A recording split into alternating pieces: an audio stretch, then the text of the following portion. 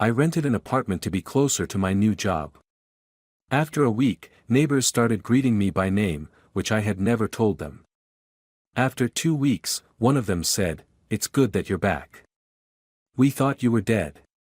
My name is Mark Bennett, and I relocated to Pittsburgh for work, a new position, a new project, nothing out of the ordinary. The apartment was in a 1960s building, brick facade, creaky stairs, cheap carpeting, but the price was ridiculously affordable for such a neighborhood. I settled in quickly, moved in, received the key, signed the contract, nothing strange.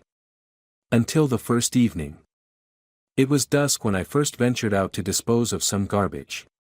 The hallway's fluorescent lights flickered intermittently, casting uneasy shadows along the worn carpet. The elderly woman from the apartment across the hall, a woman with kind eyes and silver hair tied neatly into a bun, nodded at me with an unsettling familiarity.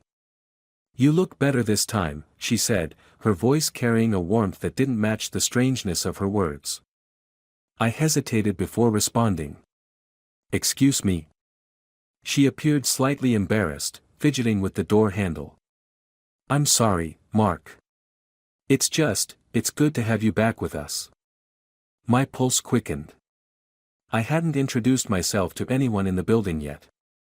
I rationalized that perhaps someone with the same name had lived here before me, a simple coincidence. But the way her eyes lingered on my face suggested something more unsettling. The following day, as I returned from work, a man from the lower floor, wearing a baseball cap and an apron speckled with flour, approached me in the lobby. He extended a paper bag toward me. "Your favorite. Cherry pie. Just like last time." I accepted the bag cautiously. "What last time?" He studied my face a moment longer than comfortable, then shrugged dismissively. "Doesn't matter. The important thing is you're here now." Work progressed normally, but I began noticing peculiarities, colleagues glancing at me a beat too long, as if recognizing something they couldn't quite place. During a meeting, my supervisor paused mid-sentence while looking at me, shook his head slightly, then continued as if nothing had happened. One evening, I ventured into the basement where the building's washing machines were located. The lights flickered erratically, and the air was heavy with dampness. As I was leaving, something caught my eye, words scratched into the concrete wall, "Don't look at your shadow." I ran my fingers over the etched letters. The grooves were shallow but deliberate. Below it, almost imperceptible in the dim light, was a date, October 15th, 20. 3 years ago, almost to the day. That night, I couldn't sleep. Every creak in the old building seemed amplified. Around 3 in the morning, I distinctly heard footsteps outside my door, followed by silence. When I checked through the peephole, the hallway was empty. I decided to question the building owner, Jeremy, a man in his early 30s with perpetually disheveled hair and a casual demeanor that now seemed rehearsed. "You're actually the first tenant in this apartment for 3 years," he said, leaning against the doorframe of his ground-floor office. "Nobody's lived here since that guy named Mark disappeared. Like you." He laughed, but there was an edge to it.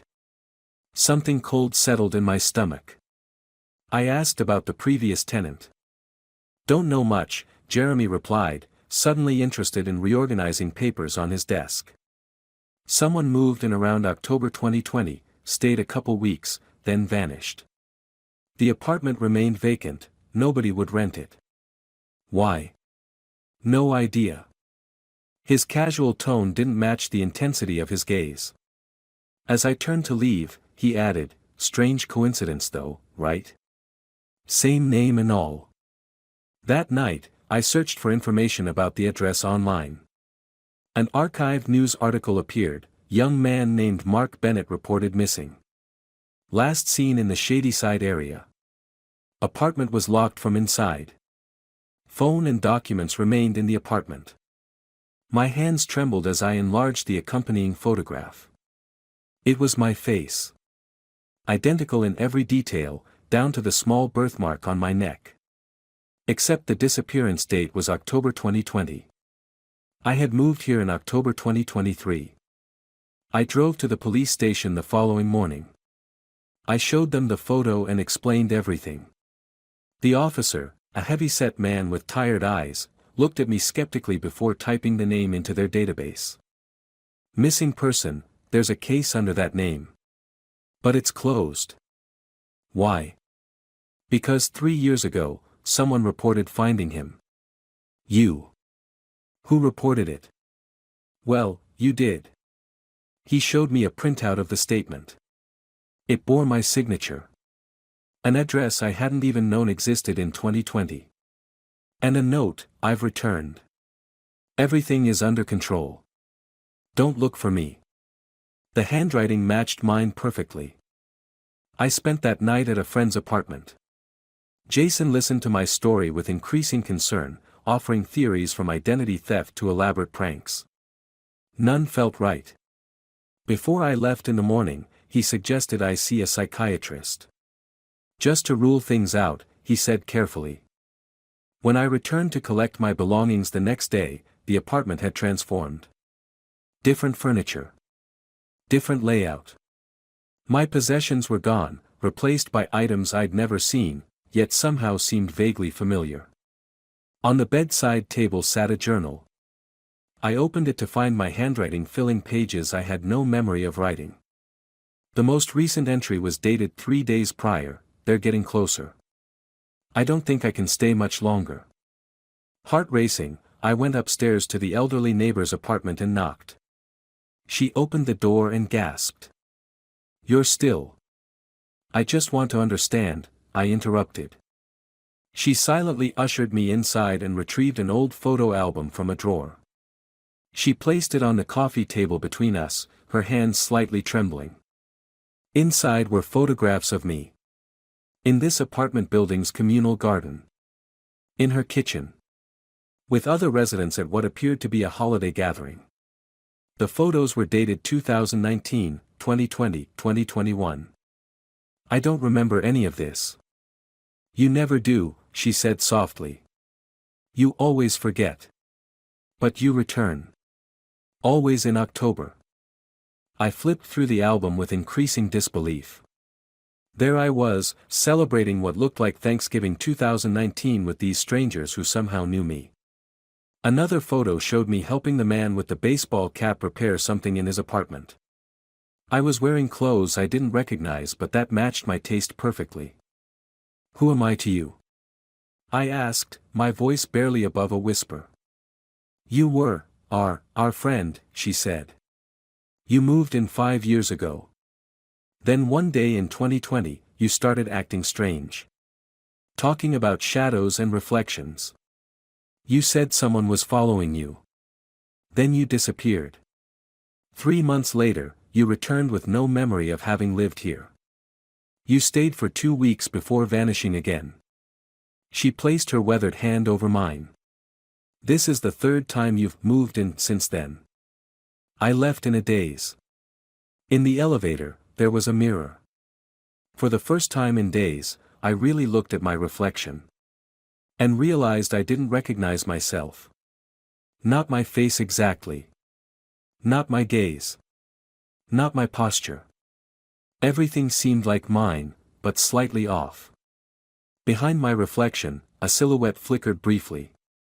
Gone before I could turn around. I now live in a motel outside the city. Yesterday, I found a key under my door. To the apartment in Shadyside. Accompanying it was a typewritten note.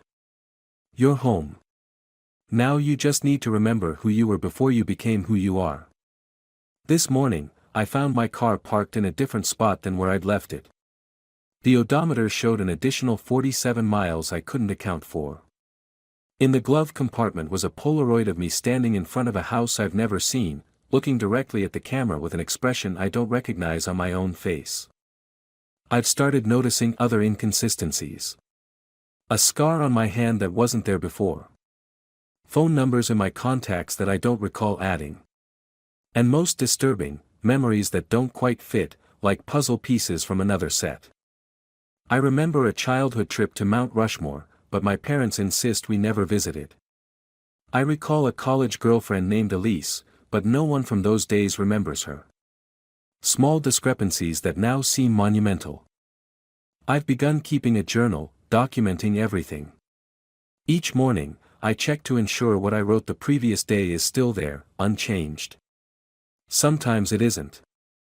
Today, I received a text message from an unknown number: "Stop looking. Some doors shouldn't be opened." I traced the number to a phone registered in my name, purchased 3 years ago. The police won't help anymore.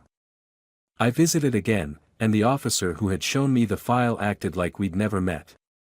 The file itself? No longer in the system. When I insisted, he showed me records of every missing persons case from 2020. Mark Bennett wasn't among them. I've started following leads on my own. The typewritten note led me to investigate typewriters in the area. At an antique shop 6 blocks from my apartment building, the owner recognized my photo. "You sold me that Remington last year," he said, pointing to a vintage typewriter in the display case. "Said it belonged to your father." My father never owned a typewriter. I found a library receipt in one of the books in the apartment, not mine, but with my name on it. The librarian smiled when she saw me. "Found anything useful for your research?" she asked. "What research?" Her smile faltered. "Your project on doppelgangers and quantum physics. You've been coming here every Thursday for months." I haven't set foot in a library since moving to Pittsburgh. Last night, I received a call from Jason. He sounded panicked. "You need to come over. Now." When I arrived, he showed me a photograph taken at a conference we'd both attended last year. In it, Jason stood alone by a fountain. But I remembered being there with him, posing for that exact picture.